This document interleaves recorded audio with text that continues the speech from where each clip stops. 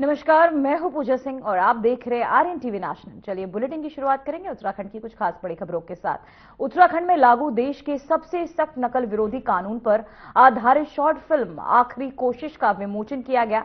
मुख्यमंत्री पुष्कर सिंह धामी के नेतृत्व में बने इस कानून ने नकल माफिया पर प्रभावी रोक लगाई है, जिससे 28,000 से अधिक युवाओं को पारदर्शी और निष्पक्ष तरीके से सरकारी नौकरी मिली। वही फिल्म ईमानदारी, मेहनत और योग्यता आधारित चयन व्यवस्था का संदेश देती है। मुख्यमंत्री ने कहा कि सरकार युवाओं के भविष्य के साथ किसी भी तरह का अन्याय नहीं होने देगी।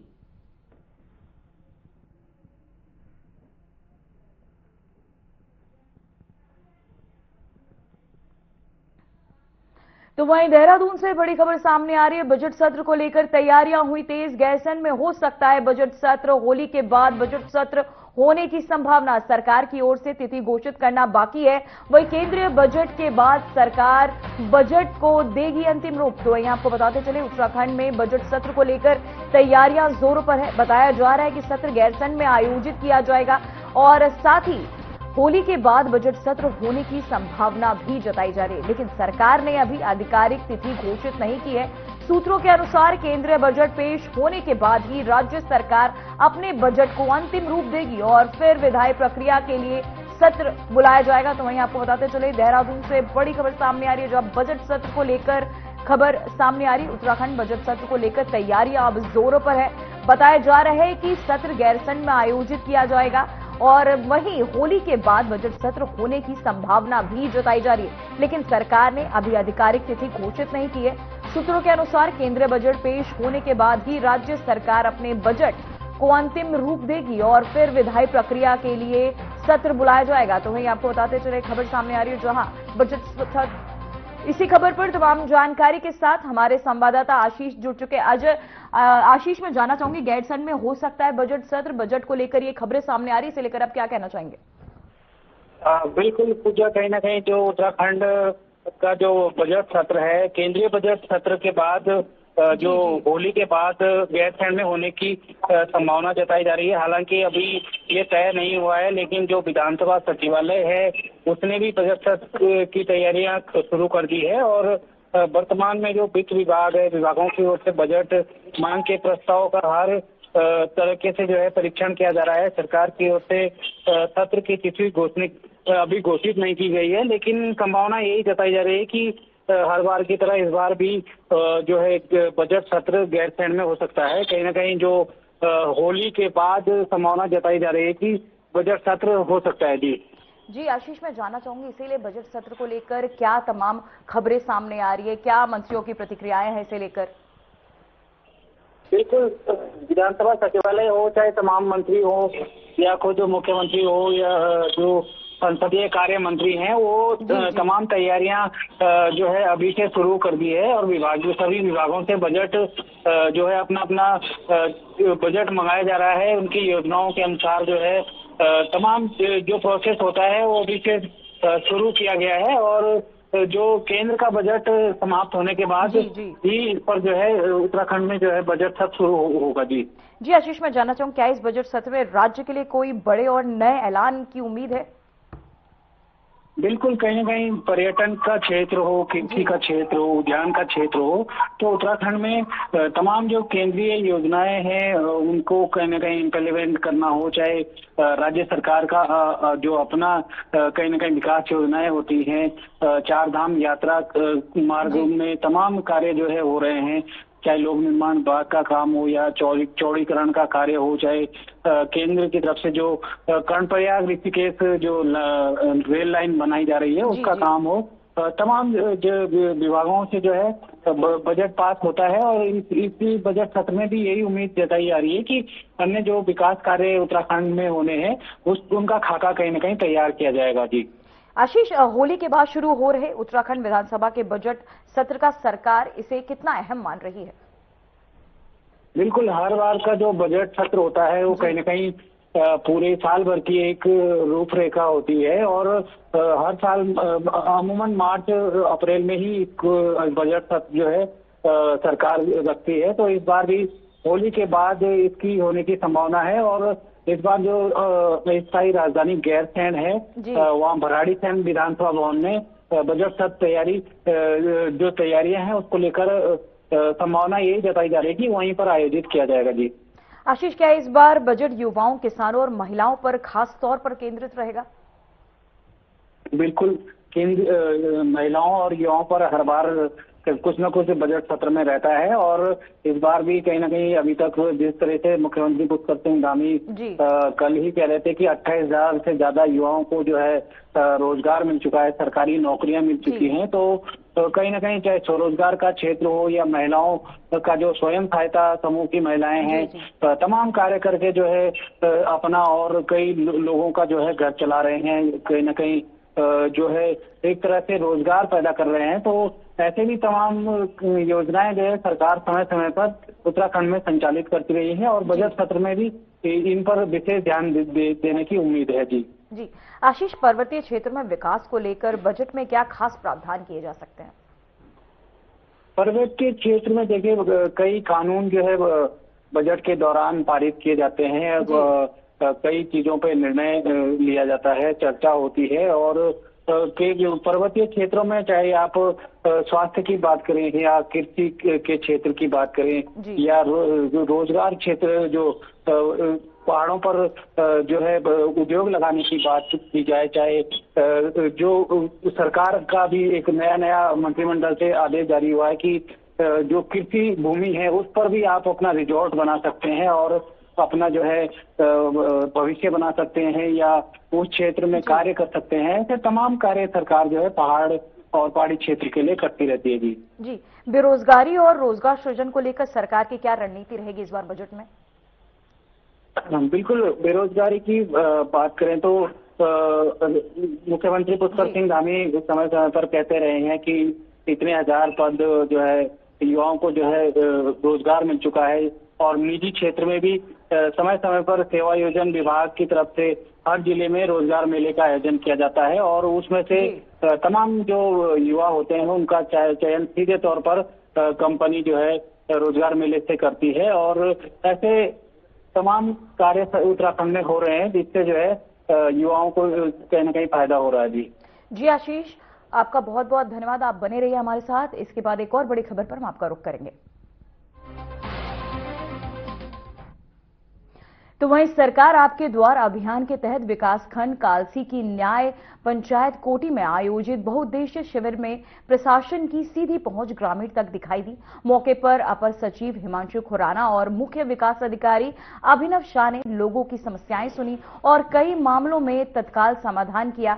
वहीं शिविर के माध्यम से 839 लाभार्थियों को विभिन्न जन कल्याणकारी योजनाओं का लाभ मिला। 5 आयुष्मान कार्ड और 4 दिव्यांग प्रमाण पत्र जारी किए गए। मेरा नाम राशि है जी और एक लक्ष्मी मिली और ये बैंक वाला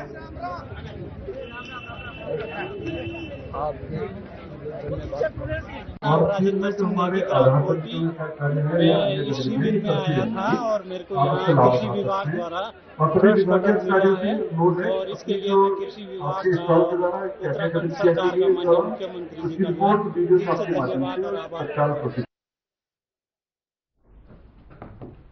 तो वहीं बड़ी खबर सामने आ रही जो धामी सरकार ला रही है देवभूमि परिवार योजना प्रदेश में लागू होगी। देवभूमि परिवार योजना में परिवार पहचान पत्र बनाया जाएगा। बजट सत्र में सरकार पेश करेगी विधेयक। योजना को कैबिनेट से मिल चुकी है मंजूरी। 24 मार्च से लागू हो सकती है ये अहम योजना। वहीं उत्तराखंड सरकार देवभूमि परिवार योजना लागू करने जा रही है। इस योजना के तहत प्रत्येक परिवार के लिए परिवार पहचान पत्र बनाया जाएगा। योजना को पहले ही कैबिनेट की मंजूरी मिल चुकी है और सरकार इसे बजट सत्र में विधेयक के रूप में पेश करेगी। योजना की शुरुआत 24 मार्च से होने की संभावना है। ये कदम प्रदेश में पारदर्शी और सामाजिक कल्याण बढ़ाने की दिशा में महत्वपूर्ण माना जा रहा है। तो वहीं आपको बताते चले धामी सरकार ला रही है देवभूमि परिवार योजना, जहां प्रदेश में लागू होगी देवभूमि प्रदेश परिवार योजना। योजना में परिवार पहचान पत्र लाया जाएगा। इसी खबर पर एक बार फिर हमारे साथ हमारे संवाददाता आशीष जुड़ चुके हैं। आशीष, उत्तराखंड सरकार परिवार योजना ला रही है, पहले तो ये योजना क्या है और इससे क्या लाभ मिलेगा, आप समझाएंगे?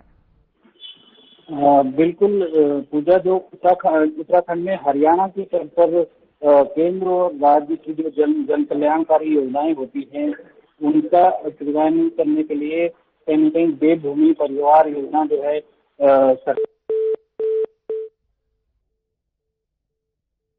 तो वही आपको बताते चले 24 मार्च से लागू हो सकती है अहम योजना, जहां इस योजना के तहत धामी सरकार ला रही है देवभूमि परिवार योजना परिवार के में लागू। तो वहीं आपको बताते चले उत्तराखंड सरकार देवभूमि परिवार योजना लागू करने जा रही है। इस योजना के तहत प्रत्येक परिवार के लिए परिवार पहचान पत्र बनाया जाएगा। योजना को पहले ही कैबिनेट की मंजूरी मिल चुकी है।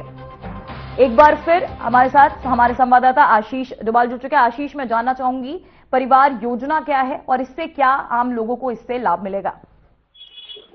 बिल्कुल पूजा, कहीं न कहीं जो देवभूमि परिवार योजना है वो पहले से ही हरियाणा में इस तरीके की योजना संचालित की जा रही है। देवभूमि परिवार पहचान पत्र इससे बनाया जाएगा और शासन स्तर पर इसको लेकर जो है एक एक्ट तैयार किया जा रहा है। पिछली कैबिनेट में प्रस्ताव जो है बाकायदा पारित किया गया था और अब इसे जो है एक्ट के रूप में आगामी कैबिनेट में लाया जाएगा। उसके बाद जो विधानसभा का जो बजट सत्र होगा उसमें कहीं न कहीं इस एक्ट को पास करके जो है उत्तराखंड में लागू किया जाएगा। इससे कहीं न कहीं जो केंद्र और राज्य की तमाम जन कल्याणकारी योजनाएं हैं वो जो लाभार्थियों तक सीधे जो है पहुंचाई जाएगी और कहीं न कहीं इसका अलग से प्रकोष्ठ तैयार किया गया है और पोर्टल भी इसका जो है तैयार किया गया है और कहीं न कहीं सीधे तौर पर कहना चाहें तो जो तमाम योजनाएं हैं वो सीधे एक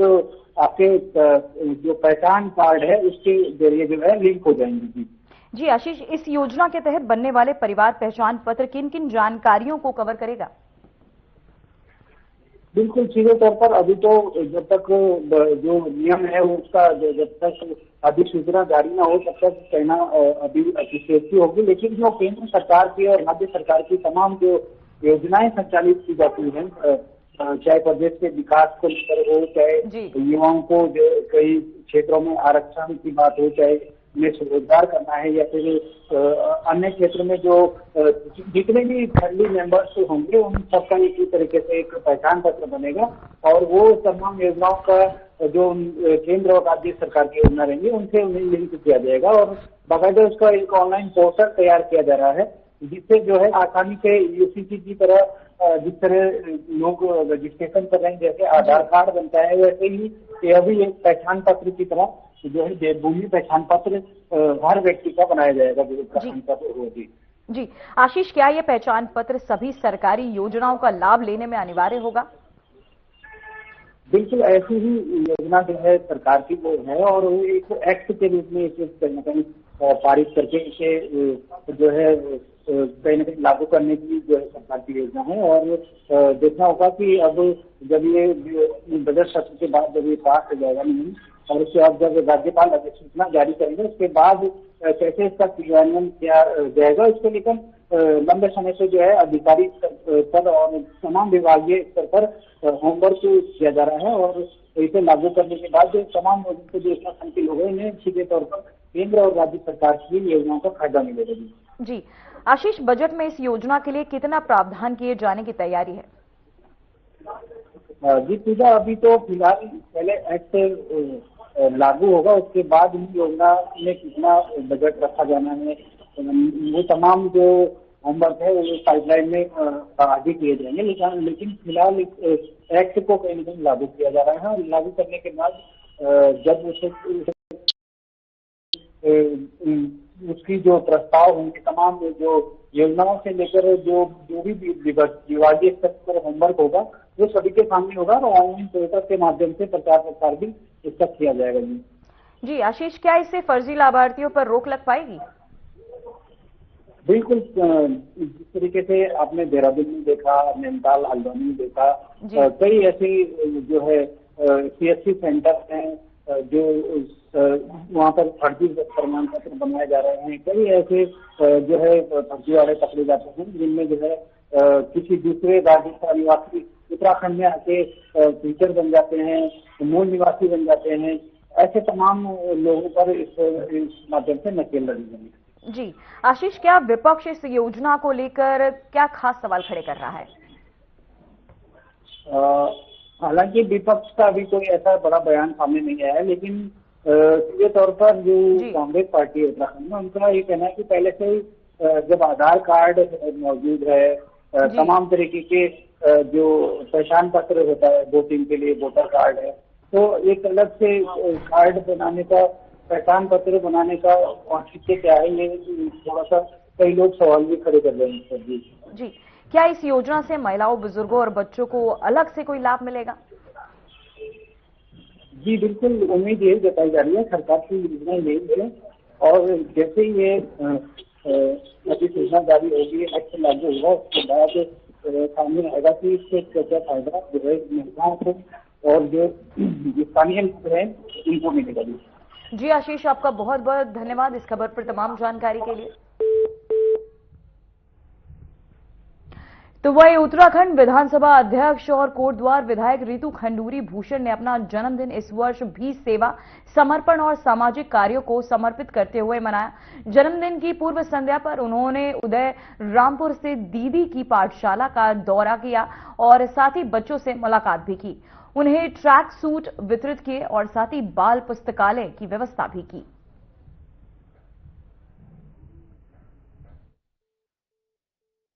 आज आप जैसे देख रहे हैं, माकृति गौशाला पहुंचे हैं और सुषमा जखमोला जो इतना खूबसूरत यहाँ पर कार्य कर रही हैं। मुझे भी आज अपने जन्मदिन पर अवसर मिला कि मैं गायों के बीच में, जो हमारी माता है, गाय माता, उसके बीच में यहाँ पहुंची हूँ।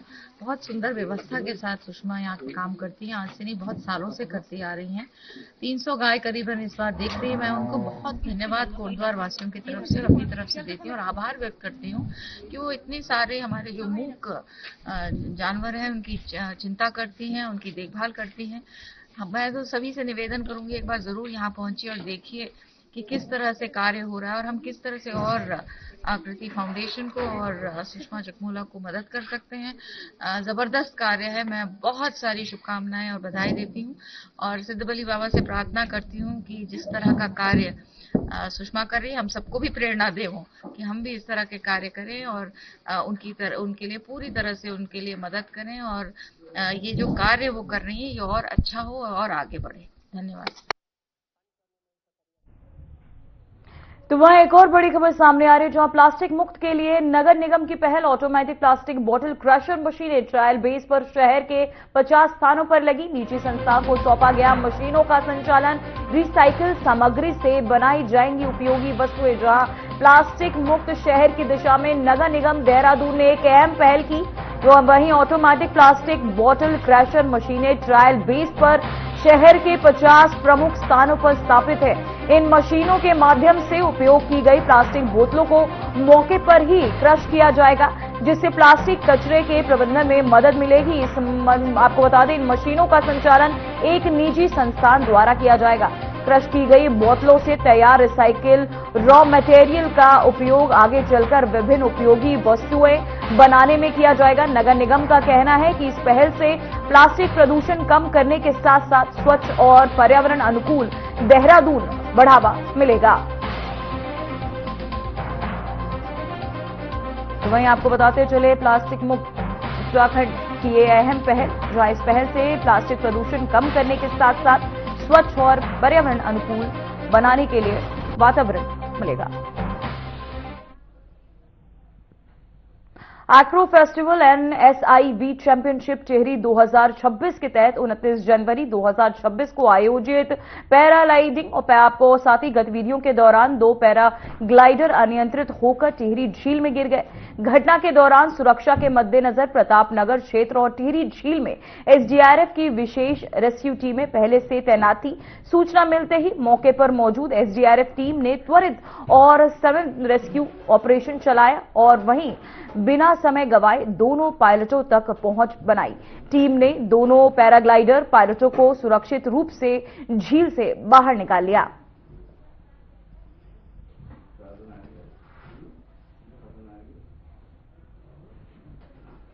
तो वह बड़ी खबर सामने आ रही जहां धामी सरकार ने मंत्रियों को दिया बड़ा तोहफा। मंत्रियों के यात्रा भत्ते में 30,000 रुपए की बढ़ोतरी। यात्रा भत्ता बढ़कर 90,000 रुपए प्रतिमाह हुआ। वहीं शासन ने इस संबंध में अधिसूचना जारी की है। फैसले पर सियासी हलकों में चर्चाएं अब तेज होती नजर आ रही हैं। तो वहीं आपको बताते चले खबर सामने आ रही जहां फैसले दिए गए, साथ ही अब मंत्रियों को ये तोहफा, धामी सरकार ने मंत्रियों को दिया ये बड़ा तोहफा। मंत्रियों के यात्रा भत्ते में 30,000 रुपए की बढ़ोतरी। तो वह लक्सर वन विभाग की टीम ने अवैध पेड़ कटान की सूचना पर कार्यवाही करते हुए शीशम से लदी ट्रैक्टर ट्रॉली पकड़ी है। ये कार्यवाही खानपुर के शेरपुर बेला गांव के पास की गई। वन क्षेत्र अधिकारी महेंद्र गिरी ने बताया कि सूचना मिलने के बाद टीम मौके पर पहुंची। आरोपी भनक लगते ही ट्रॉली छोड़कर फरार हो गए। वन विभाग ने ट्रैक्टर चालक की पहचान कर ली और अन्य संबंधित लोगों की पहचान की जा रही है।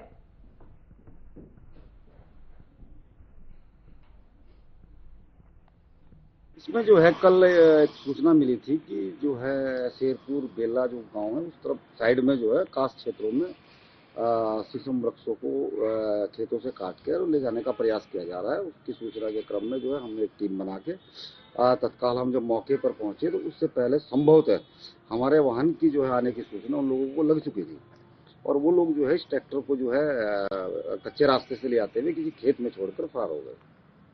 इसमें शीशम प्रजाति के 2 वृक्ष की लकड़ी है की जो है पहचान की जा रही है। कुछ पहचान जैसे ट्रैक्टर स्वामी के रूप में और अन्य के रूप में हो भी चुकी है। तो वहीं सहसपुर के डालीपुर गांव में 12वीं की छात्रा की हत्या से इलाके में सनसनी फैल गई। एसएसपी अजय सिंह, एसपी देहात और एसडीआरएफ मौके पर पहुंचे और आरोपी सुरेंद्र की तलाश में जुटे, लेकिन अभी तक कोई सुराग नहीं मिला। प्रारंभिक जांच में पता चला कि आरोपी हसिया लेकर आया था और युवती को इसे मारकर मौत के घाट उतारा। शव गांव से लगभग 40 मीटर दूर मिला। तो वहीं आपको बताते चले ढालीपुर में 12वीं छात्र की हत्या की सूचना जो है कंट्रोल रूम के माध्यम से 12:15 बजे प्राप्त हुई थी, जिसमें तत्काल पुलिस मौके पर पहुंची थी। तो यहाँ जो बुक्सा जो यहाँ पर रहते हैं जो गांव है उनका, उससे करीब जो 300-400 मीटर दूरी एक बॉडी मिली थी। वहाँ एक मोटरसाइकिल भी खड़ी थी। समस्त घटनाक्रम में जानकारी की गई तो लड़की की पहचान मनीषा नाम से हुई और जो अपने एक रिश्तेदारी रखते हैं जो गांव के, उनके साथ जो है करीब जो 29-30 साल का सुरेंद्र, उसके साथ वो गई हुई थी। वापसी में जो मोटरसाइकिल थी वो भी एक दोस्त से मांगी गई थी, तो उस संबंध में मोटरसाइकिल भी यहाँ बरामद हुई। तो प्रथम दृष्टया ऐसा लगता है कि घटनाक्रम जो है वो गाँव से 400-500 मीटर दूरी पर हुआ है। किन परिस्थितियों में, चूंकि लड़का भी अभी ट्रेस आउट नहीं है, ना उसके घर पे कोई सूचना है, तो क्या इसके पीछे की इस इंसिडेंट के पीछे क्या कहानी रही होगी या क्यों ऐसा वारदात की गई होगी, इस संबंध में पुलिस इन्वेस्टिगेशन कर रही है। साथ ही साथ परिजनों से भी इस संबंध में जानकारी की गई है। उनके द्वारा बहुत ज्यादा स्पष्ट अभी कोई इस संबंध में बताया नहीं गया। एक यहाँ पर एक हसिया टाइप का वो भी मिला था और मौके पर जो भी आइडेंटिफाइड किया गया उस लड़के द्वारा ही 2-3 दिन पहले ही इसको लाया गया था। तो किस प्रयोजन से इसको लाया गया इस मौके पर, क्योंकि जिस तरह से घटनाक्रम किया गया है तो कहीं ना कहीं उसका प्रयोग करने के उपरांत घटना कारित की गई है। तो अभी सुरेंद्र की तलाश की जा रही है। इसके उपरांत ही पता चल पाएगा किन कारणों, किन परिस्थितियों में यह हत्याकांड किया गया। तो चेहरे पर सिर पर काफी निशान है घाव। जो आपको बताया कि जो ये हसिया खरीद के लाया गया था 2-3 दिन पहले, इसका भी आइडेंटिफिकेशन हो गया कि लेके आया था और इसकी पहचान भी हो गई थी। तो मेरे प्रॉब्लम उसी के द्वारा वार भी किया गया है। और लेकिन क्यों किया गया इस तरह से, ये अभी थोड़ा सा जानना इन्वेस्टिगेशन में जरूरी है। परिजनों से भी मुलाकात करके और जानकारी की जा रही है और सुरेंद्र की गिरफ्तारी या उसकी ट्रेस आउट होने के बाद ही और चीजें स्पष्ट हो पाएगी। मुखबिर तंत्र सीसीटीवी कैमरे खंगाले जा रहे हैं, उसको देख रहे हैं। अब देख रहे हैं, गाँव का थोड़ा सा इलाका है तो हर जगह कैमरे नहीं है, बट वो जाते हुए मोटरसाइकिल से जरूर हमें पेट्रोल पंप पर दिखाई दिए हैं। तो जो घटनाक्रम है साथ जाने का वो तो प्रूफ हुआ है। आते वक्त कौन थे साथ में, या अकेला था या क्या परिस्थितियां, नहीं थोड़ा उसको वेरीफाई करने में टाइम लगेगा। तो परिजनों से बात हुई? अभी परिजनों से पुलिस स्तर पर बात हो गई है, हमारे एसपी रैंक के अधिकारी और सभी द्वारा बात हो गई। मेरे द्वारा भी उनसे मिलकर उनसे और जानकारी की जाएगी। सर एसडीआरएफ भी मौके बुलाई गई थी, वो इसलिए कि पास में नहर भी है, तो सभी परिस्थितियों को देखते हुए कि कहीं कोई अंदर की कोई बात ना हो, कोई रिलेशनशिप की बात हो या कोई अन्य बातें, बहुत सारी चीजें होती हैं जो इस उम्र में रहती है, तो कहीं ऐसा ना हो किसी के द्वारा इस घटना के बाद कोई सोसाइटल स्टेप लिया गया हो। क्योंकि तो वहीं बड़ी खबर सामने आ रही है, उत्तराखंड में पहली बार श्रम बल सर्वे की शुरुआत। प्रदेश के सभी जिलों में किया जा रहा है सर्वे, जहां बेरोजगारों का डेटा किया जा रहा है एकत्र। रोजगार की वास्तविक स्थिति का चलेगा बता। नीति निर्माण और योजनाओं में मिलेगी मदद। वहीं उत्तराखंड में पहली बार श्रम बल सर्वे की शुरुआत की गई। ये सर्वे प्रदेश के सभी जिलों में किया जा रहा है, जिसके तहत रोजगार और बेरोजगार लोगों से जुड़ा विस्तृत डेटा एकत्र किया जाएगा। सरकार के अनुसार इस सर्वे में से प्रदेश में रोजगार की वास्तविक स्थिति का स्पष्ट आकलन हो सकेगा। प्राप्त आंकड़ों के आधार पर भविष्य में रोजगार नीति, योजना और प्रशिक्षण कार्यक्रमों को अधिक प्रभावी ढंग से लागू करने में भी मदद मिलेगी।